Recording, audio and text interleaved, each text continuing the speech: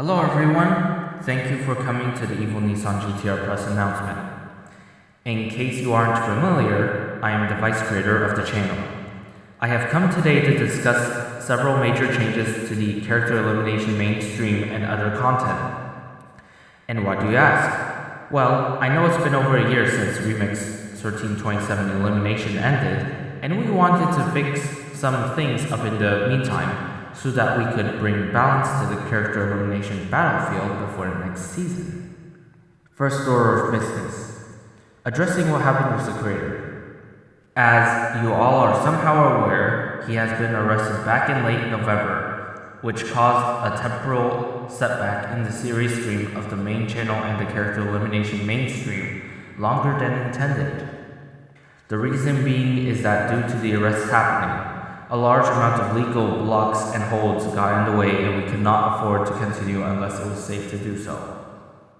Following those barriers, a lot of contestant bans took place.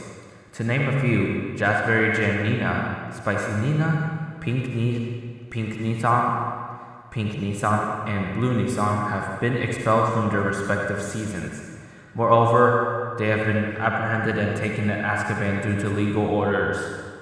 Regarding the creator, we do not have any more information on his status in jail, besides the fact that he is eligible for parole somewhere in July or August. Our apologies for not being able to provide a direct answer at this moment. Moving on to the next topic. Over the years, we have been getting complaints of misbehavior from voters in regards to character elimination voting, several of which have been unresolved. Well, it's about time we take action. Effective Season 64, which is Character Elimination Extra Contestants, there will be a rule known as 3 strikes and you're banned.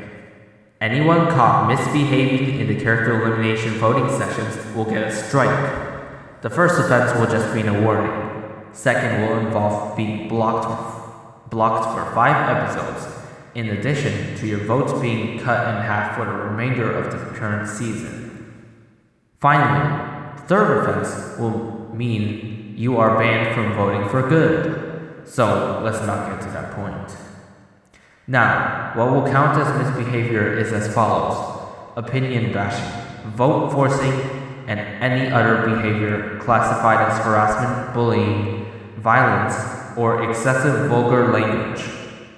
Those who fall under violation will be dealt with the strike system accordingly. This will also hold on the main channel, which is where character eliminations will return after Season 64 ends. One more thing about that. In the event that you believe that you were punished wrongly, you can submit an appeal. Assuming a successful case, the strike will be removed. As for character elimination voting rules, some new rules will take place effective immediately, which is to cover special cases. We will be checking for burner voting.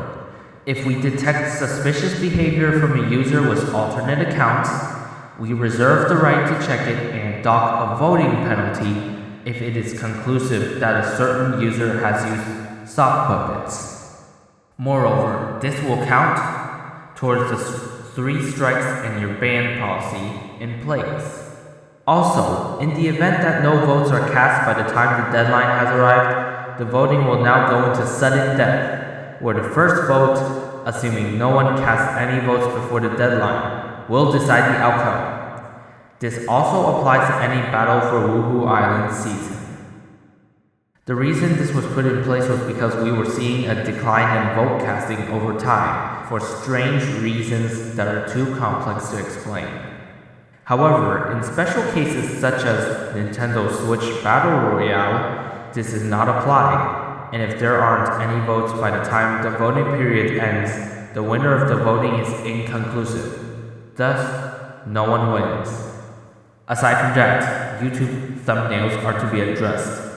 As some of you may know, Avery Swanson blocked the creator on Instagram for an unknown reason. This ended up uncovering a security issue on our end. So, to prevent further collateral damage, legal orders, or any cease and desist letters, any thumbnail with Avery Swanson on it will be changed so that it features the OC me instead. This was the same case for Emily Tooman, and title changes for some episodes will be applied in the near future as a result. Both have been banned from future character eliminations for those reasons. Speaking of which, the Backrooms have been known to have some sort of inconsistency with time and facts, both of which became problems that were hard to fix. The reason why we mention the Backrooms is extensive. First off, there were theories about the area that were uncertain to be true or false. Second, Emily Tooman, who I previously mentioned, was connected to the Backrooms via her superpower of sending others to the Backrooms. However, during the course of the seasons from the first instance of the Backrooms being used in character elimination seasons, we realized that it was getting way too hard to manage and keep consistent. Notably, we thought time was constant in the Backrooms until we learned it wasn't. This ended up uncovering many errors. The times where people were teleported to the Backrooms had contingency issues, especially in the cases of mashups of the Millenniums. This made things way too complicated than it should have been in terms of management. We were going to find a way to either destroy it or reprogram it, but then we had the idea of using it as an execution zone to delete any rabid criminals among the CE-verse in order to comply with ethics policies, allowing for flexibility in the allocating objects in programming logic. As a result of this, any superpowers that are tied to the Backrooms have been corrupted and can no longer be used, meaning anyone with superpowers tied to the Backrooms as of today will be deprived of those powers for the remainder of this character elimination seasons. Also, there is a major change about a running gag in the CE-verse. I'm sure you've all been familiar with the minion butt joke, right? Well, while the running gag has been overused, we will be making significant changes to that joke. This decision was quite obvious. Per what was said in Creator's Arrest, it did indeed become controversial. As of today, the running gag has reached its end of service. Regarding superpowers that are tied to this running gag, the superpower will be corrupted, regardless of whether it was solely based on it or not, and the holders will be powerless for the time being.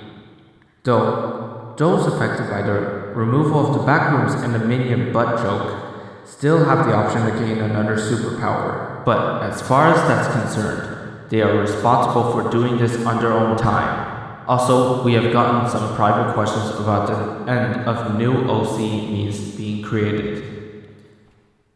While I will not directly address each question individually, we will instead announce what will happen next.